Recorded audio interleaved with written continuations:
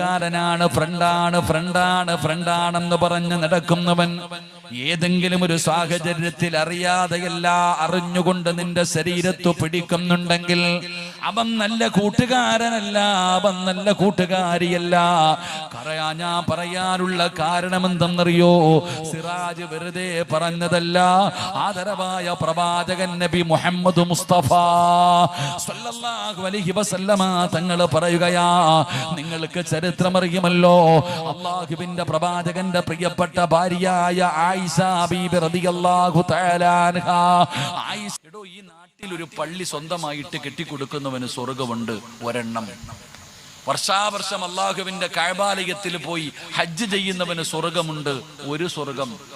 അല്ലാഹുവിന്റെ വിശുദ്ധമായ ഖുർആൻ ഹൃദയത്തിൽ ചുമന്നുകൊണ്ട് നടക്കുന്ന ഹാഫിളീങ്ങൾക്ക് സ്വർഗമുണ്ട് ഒരു സ്വർഗം.